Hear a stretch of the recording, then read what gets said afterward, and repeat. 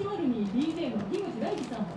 ライブ MC 役、関西では12月12日金曜日から先行上映がスタートします。それから2月19日も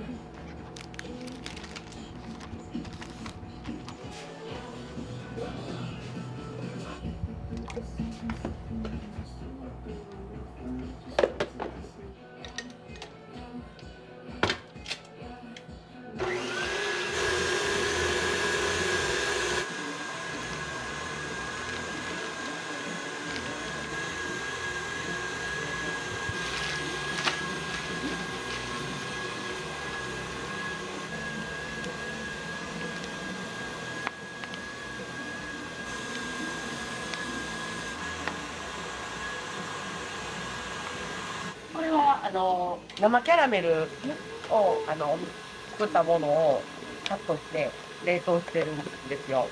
中身結構一緒だとね、味がずっと同じになっちゃうんで、できるだけ中にいろいろ食感とか味変わるように。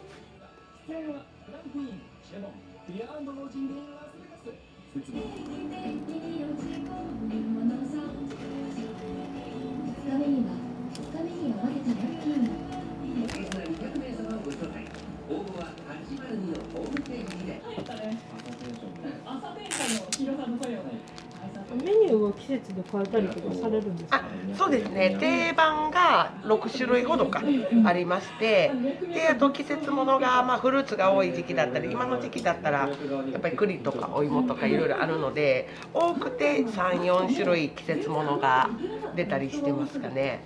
一年中あるフルーツとかもあったりとかするんで、ちょっと結構難しい。このオムパンの生地に合うフルーツっていうのを探すのもなかなか大変で、出産する前は、また仕事できたらいいなとか、こう接客だったり物を作る仕事だったりっていうのはやっぱりずっと高校卒業してからそういう仕事しかしてきてないので、やっぱり好きだったんで、出産はして落ち着いたらやっぱりこういう飲食に携わる仕事はしたいなと思ってたんですけど、お店をするとかはちょっと考えてなくって、その当時一緒に仕事してた人ご夫婦がパン屋さんをオープンされたので、近くで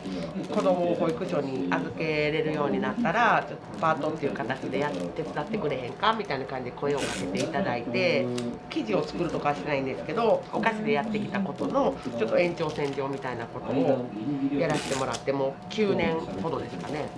続けてたっていう感じですね。したいなと思う気持ちと、無理やろなと思う気持ちと、子育てが最初の半年ぐらいはすごいちょっとしんどい気持ちになってたので、そこからちょっと浮上して子育てがすごく楽しくなってきて、もうなんか十分かなっていうところとの毎日せめぎ合いを続けてましたね。お店の名前の由来とかってあるんですか？金がお金っていう意味で、時が時間なんですけど、日常のお金に換え難い大切な時間に寄り添えるお店であり続けたいっていう意味で金時っていう名前にしたんですけど、お店の名前自体はもう20、27、28ぐらいにはもうできてて、毎日めっちゃ忙しかったりしんどかったりするから、自分の店やったらこういう風な接客をするとか、自分の店やったらこういうのを出したいとか、そういう妄想でなんとか生き延びるというかで、主人と一緒に行ったり帰ったりしてたんで、その時にお店の名前先決めようやとかって言ってて、来てくれるお客さんがね集まる時間っていうのはお金には代え難いもんやから、やっぱそういうのに寄り添える店がいいよねっていう話をしてて、でそれが盛り上がってもう金時っていう名前になったんですけど、でいつの頃からかやっぱり出産してもうすぐ子育て追われてって、もう日々のこと考えてたら完全に忘れててって感じだったんですけど、お店するってなった時に20代の頃に最初に思い描いた金時を、形は違うけどでも心づもりは一緒やから、このお店の名前でいこうかなって言って。一部やっぱり人気ですか？やっぱりすごい一番人気ですね。10月ぐらいにはもういちごいつって聞かれるんですよ、お客様にね。でもやっぱり今どこのお店もフルーツがどんどん高くなっていってて、すごい仕事がしにくくなってるというかね、値段が高いまま高止まりのままちょっと行くかもしれないって聞いてて、でクリスマスのいちごも先週予約しに行ったんですけど、せっかくご予約いただいてるのでできるだけやっぱりいちごもりもりの方がね、やっぱりクリスマスって感じがして皆さん喜んでもらえるんで、なんとか頑張らないとなと思ってるんですけど。若い時に22、3ぐらいからちょっと飲食店っていいなと思い始めて、で将来いつかお店持ちたいなと思って、飲食の仕事をずっとしてたんですけど、勤めてやる仕事の方で結構しっかり充実した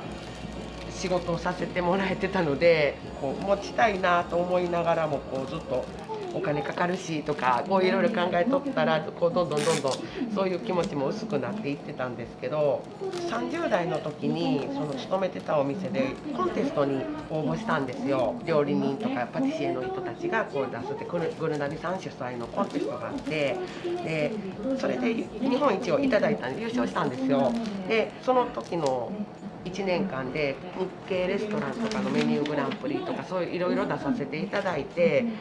日系レストランの方ではデザート部門の1位をいただいたりとか、ロコクリームチーズコンテストとかで決勝の7人の中に残らせていただいたりとか、結構いろいろした時のトロフィーがねお家にこう飾ってたんですよね。それを息子がこれ何みたいな感じで聞かれるようになって、私がこうお菓子を作ってる人だという認識がもうしっかり出てきた頃だったんですけど、5年生ぐらいの時の自分のヒーローは誰々だっていう英語の発表会があったんですよ。My hero is my mom って言って、で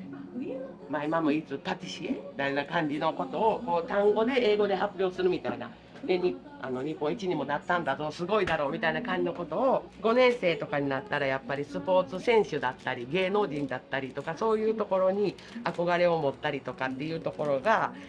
家族の名前を出したのはケンシ君、うちの息子がケンシって言うんですけど、ケンシ君だけでしたって言われた時に、この子の中では私はパティシエなんやなっていうのがふつふつと思い出されたというか、息子がそういうふうに認識している中で、私は何も全然残せてないなって思い始めたのがちょっときっかけでは、それ以外にもなんかいろんなタイミングがあったんですけど、やっぱり一番の大事なきっかけはそれでしたね。やっぱりここで何か一つ自分たちの形に残ることをしないといけないのじゃないのかっていうのを、もう毎日のように家にいてた暇だったので毎日のように言うようになって、ちょうどそういう時に息子のその話を先生から聞いて、やっぱりお菓子やろうと思って、でもう主人に学校でこんな風に言われたわって言って、でもそれやったらちょっと私本気出してやらなあかんかなと思うねんって言ってお見せすることにしたんですよ。一輪でこの店が来る。どうやって食べログで見たんじゃないですか。これね岩塩なんです。あんバターなんですけど、有塩バターだけやったらちょっと塩気がちょっと足りひんかなっていう、なんか口に入れた瞬間にこう甘いとしょっぱいがちゃんと一緒に来る感じが欲しくて、男の人にはやっぱりすごい人気です。お客様常連さんが多いんですか？そうですね、お菓子とかって嗜好品じゃないですか。なのでどっか持っていくとかそういう何かしらがないとちょっと難しいかなとは思ってたんですけど、だからこそちょっとできるだけ値段を安くして手に取りやすいようなパッケージでっていう感じで考えてたら、ご近所の方とかがちょっと小腹が空いたからとか、お買い物の帰りに1個だけ買って帰ってくださるとか、そういう感じで本当に1ヶ月に2回3回っていう風に顔を出してくださる方がすごく多くて、孫が来るからとかちょっとお出かけするからとかって言って3つとか6個とか買って帰ってくださるんで、多分うちは常連さんって言われる方が本当に結構多いかなと思います。この形のパンケーキを出すって決まった時からもうコンセプトはもう絶対に普段使いのおやつっていうなんて片手で食べれて年を召された方とか小さいお子さんとかが並ばなくても食べれるパンケーキっていうのをもうどうしても作りたかったというか。自分がお店する時はやっぱり間口の広いというか来る人を選ばへんお店がしたいと思ってたので。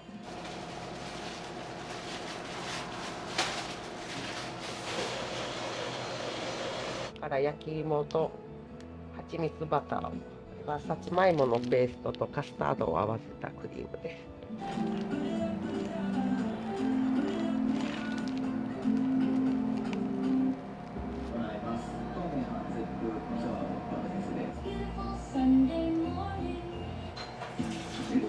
最新アルバム「プレイ」を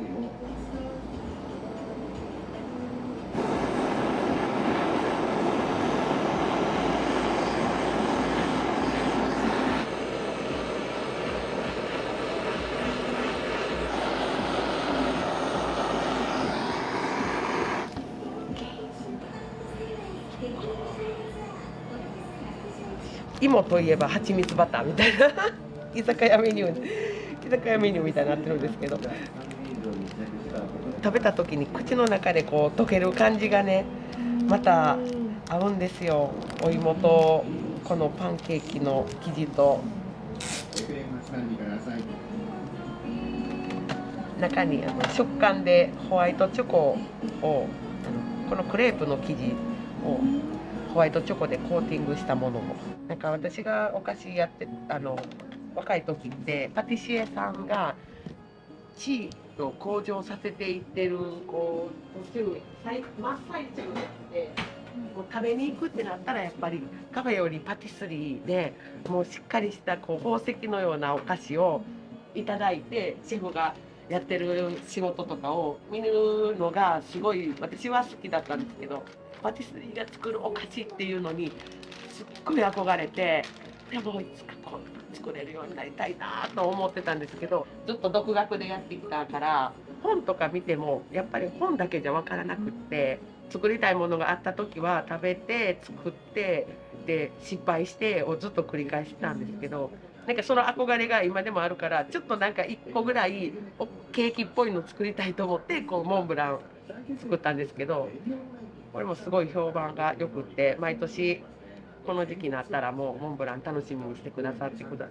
様いらっしゃるんで作ってよかったなと思って。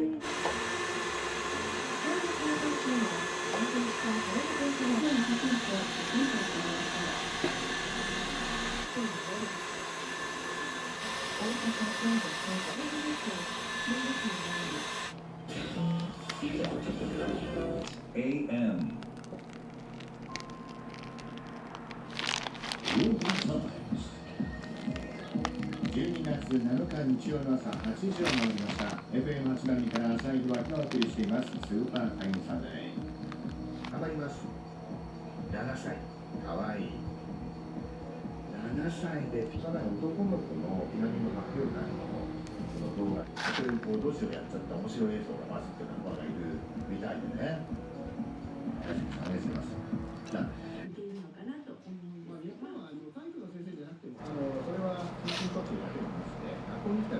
中にお餅をザ和風で使って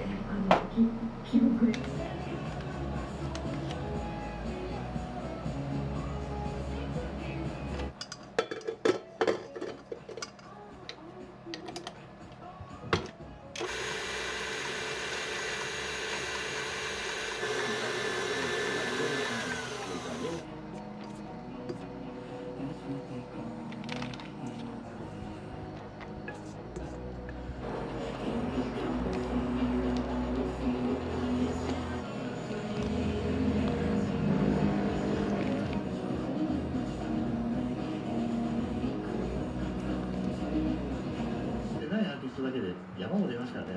はい、なので、一応グループ名とかバンド名あるいはそのアーティスト自身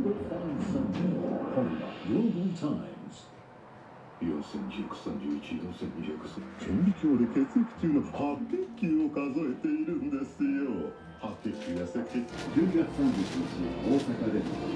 お問い合わせは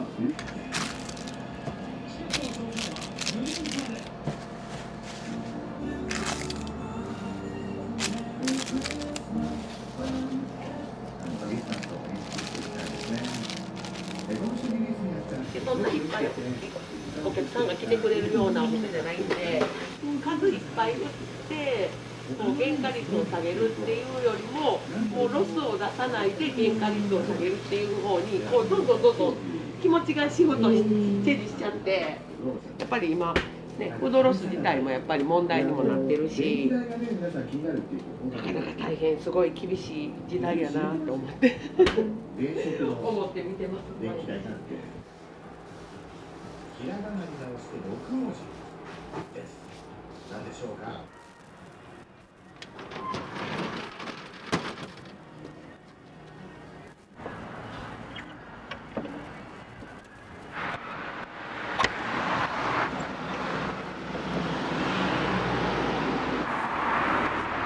これで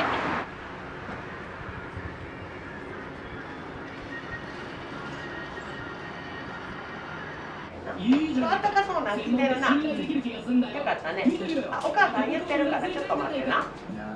淡路島に今年は行けてきた。だからちょっと曇ってますけど、ね。じゃあこちら4点でよろしいですか。かしこまりました。こちらはご自宅用でしょうか。はい。ではビニールの袋にお入れておきますね。サンタパレードに参加して。すいません、商品崩れやすいのでお気をつけてお持ち帰りください。お待たせ。モテる？お気をつけて。モテるよ。モテるよ。ありがとうございます。あ、そうですか。ありがとうございます。じゃあ金時上に軽く乗せてますので、すみません。寒い中ありがとうございます。お気をつけてお持ち帰りください。みんなでクラップや指パッチンやりながら喜んでるのでね、皆さんをかみしめていると思います。ではですね、そんなボンさんからいただいたリクエスト。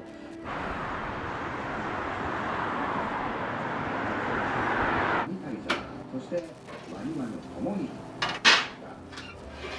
平気なふりを持った愛をもう純粋にストレートに。もうめちゃめちゃいい卵を使ってないんですけど、ちょっとだけ卵屋さんの持ってらっしゃる卵の中でもランクが高いのを、餌でやっぱり色味とかが変わってくるっていうことなので、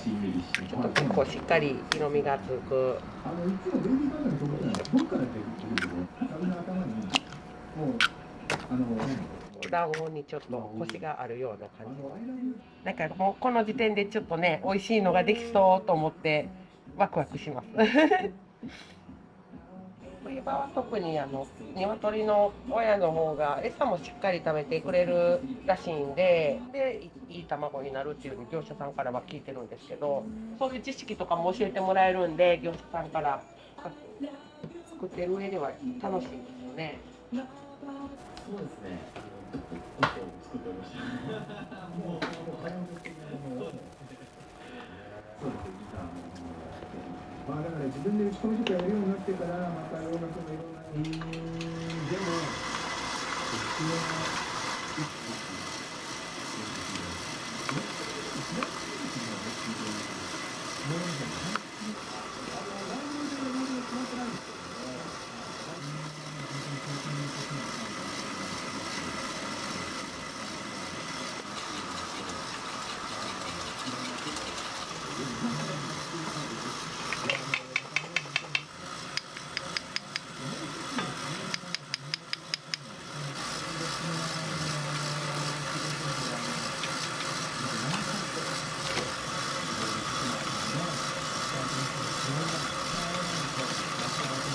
来ますね。最初でした。まあまあね、なんか一発結構いいからってキックだったらまだ最初あったんですけどね。そう、そんな冗談も言ったみたいですけどね。そうなんです。でも本当に今年の見てるのを見てる。あ、そうなんですね。これを聞いてお別れとしたいと思います。ご紹介お願いします。はい。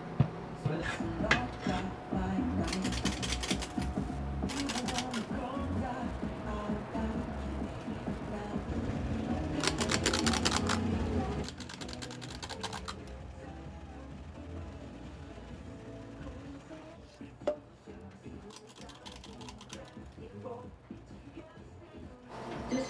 キロ級は阿部詩が優勝しました。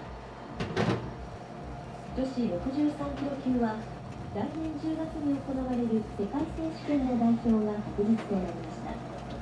以上、デトライニュースでした。本作通りの徐々この時間目立った渋滞はありません。車の流れはスムーズです。けしからんかさっと幸風秋のオーガニソングっていうのがなんかこう曲げ状になってるでそれをこう割ってから茹でるというちょっと珍しい形状なのでこのままずっと蓋したまんまだったら冷めた時にめちゃめちゃ絞っちゃうんですよ。なので一回空気抜いてで温度下げてでもう一回じわっとこう入れる。これも家で作ってる時にいろいろねやっぱり大失敗ばっかりしてたんでふわふわ感ってどうすんやろうとかもう一個作っちゃこう失敗して一個作っちゃ失敗しての繰り返しだったんで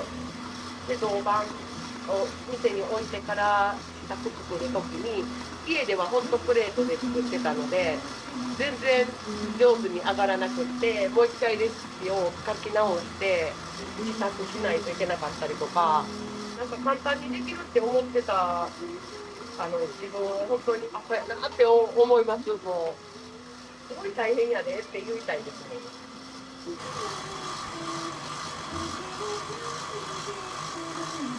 すごい細かく手入れるんですね。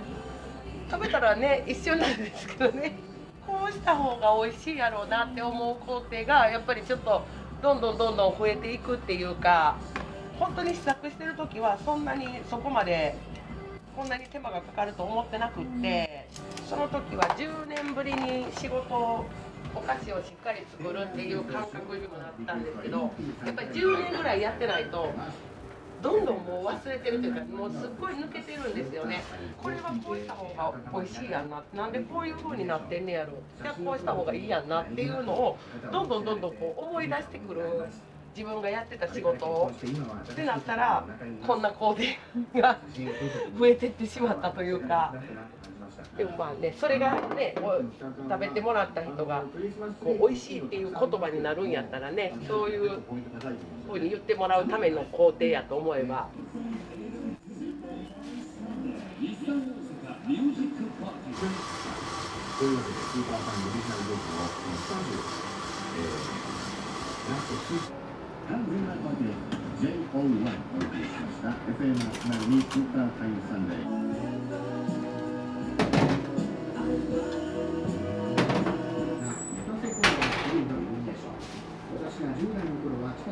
時間がある間に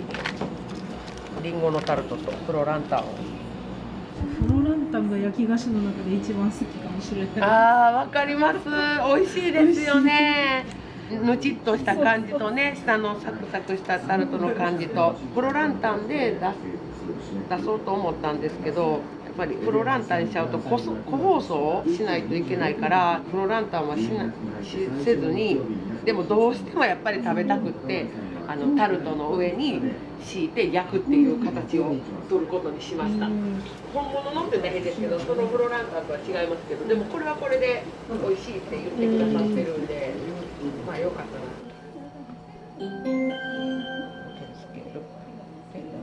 ストーリー展開されていくのでいろいろシーンをね思い返しながらこの好きなシーンがミュージカルになるとこんな感じに伝えるんだとこれベトナムプリンとプレーンはいとチョコ。チョコとはいチョコで。10日間食べ倒したら、もうほぼ何も食べたくなくなああそうですよねこのプリン一番好きです。ありがとうございますすいませんありがとうございます本当にますことでまだもうちょっとあるんですね。はい。B さんはさすがに寒くないかな。コンビニでなんかそういうのを食べたみたいで生地が物足りんかったからお母ちゃんの生地でできるんじゃないって言われてちょっと言われたからやってみようかみたいな感じで固めの合う食感にするのもちょっと結構大変だったんで2ヶ月ぐらい試作かかりました。こう負けたくない精神も出ちゃうというか合格もらわなちょっと気済まへんというかすごいやんってやっぱり言わせないといけないというこう心理が。ジ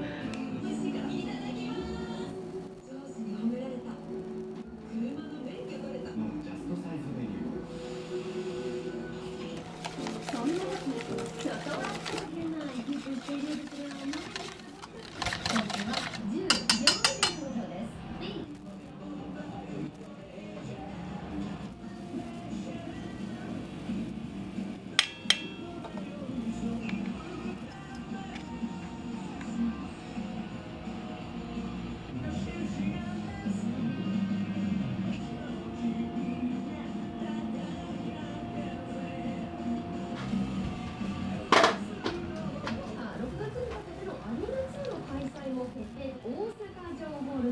ライブということで、ドーム公演を経てね、アリーナに帰ってくるビーズ。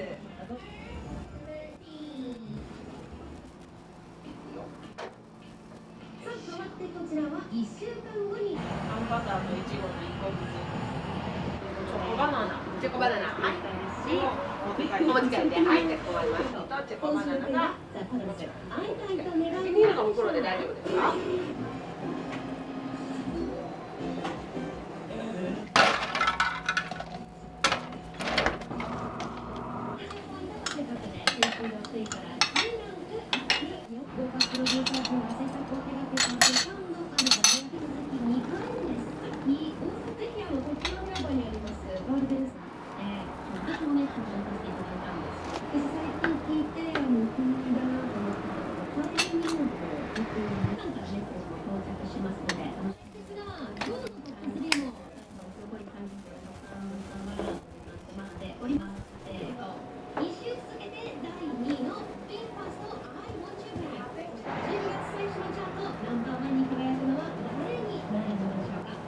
すごい似てるね。嬉しいですよね、でもね。いちごで。美味しい。いちご好きやから。そうやな、いちご好きやな。食べていく。それ美味しいやろ。バタードーンって入ってるやろ。そのバターが塩気あって美味しいやろ。美味しかった？ああ、よかった。美味しい。美味しい。すみません、ありがとうございます。いつもすみません。ありがとうございました。またね。スカパラダイスオーケストラ47です。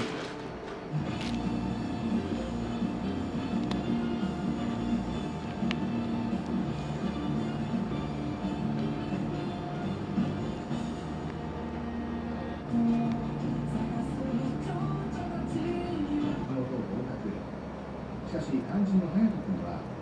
東大に合格したのでそっちに行くというそんな彼女のたくましい生き方に触れた観点に分けて描いています。今回は東大でサークル仲間になる先輩たちが靴を手に取ってみてください。売れている理由は読めば分かります。以上ね、かわいそう。暗いのでお子さんとはぐれてしまうとなかなかね。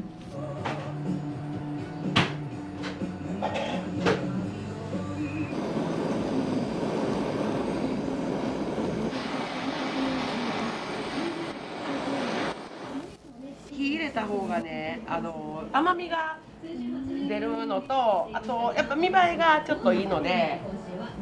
すっごい甘くなるんですよ。お客様感謝キャンペーン実施中。美味しく食べて、スタンプ貯めて、ここでしか手に入らない高勝率のグッズをゲットしちゃいます。なんて言ってたから、それなら私でもなんて思って。でも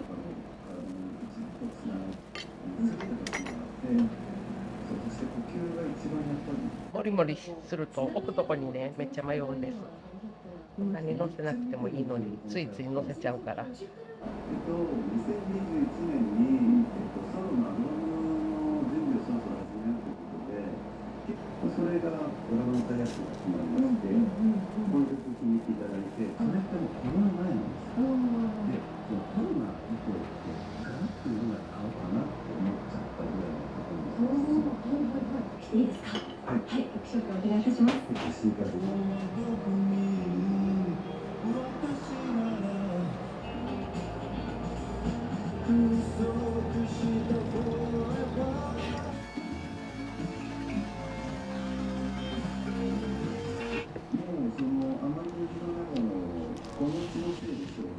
ちょっと待ってくださいね。もりもりもりもりしすぎてね、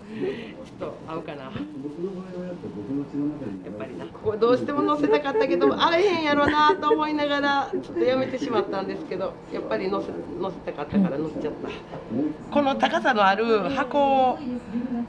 やってるんですけどね、人間がガチャガチャしてるせいか、どうしてもね、もりもりもりもりしちゃうんですよね。いけました。いけました。はい、ギリギリいけました。実は未来の歌この間のマルシェも雨の中ありがとうございました。ああ、いい。一応こんな感じでわかります。ご用意させてもらってます。すみません。上映までご用意させてもらいます。どうもわざわざありがとうございました。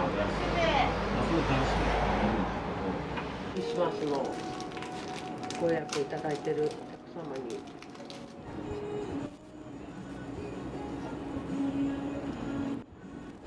もうまず徹夜ですよね。23、24が徹夜なのかな。だからそうなんです。まだ3年目なんですけど、やっぱり年々数が増えてきてて、で今年はもうちょっとだいぶ数が増えたので、できるかなと思いつつ、こっちももらいたいと思ってくださってるお客様がいらっしゃるんで、個数は少なくてもとりあえずお出ししないと。1年に1回やし、街もキラキラしてるしね、なると賑やかなものがある方がみんな喜ぶからね、頑張らないと。ク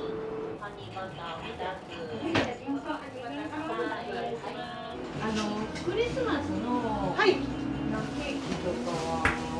年はまたやりはるん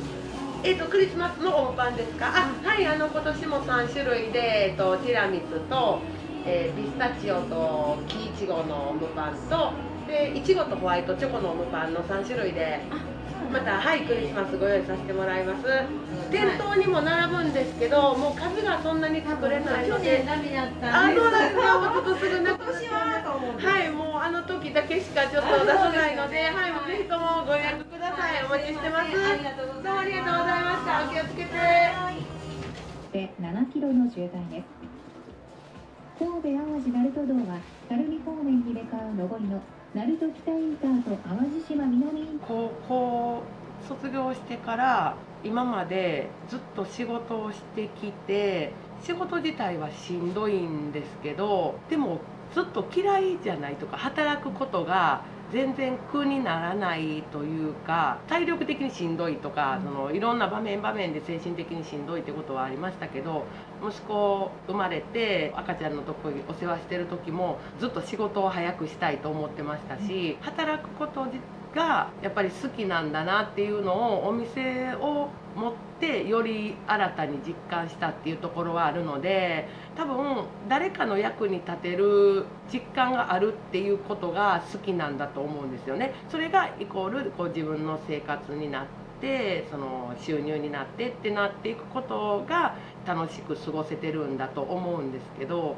できるだけやっぱりそういう気持ちで長く続けていけたらなと思いますし、せっかく八尾の上松町っていうところで縁があってお店を開かせてもらってますので、できるだけその上松町の方々に気に入ってもらえるようなお店が5年10年と続けていきたいなとは思ってるんですけど、頑張っていきたいなと思ってます。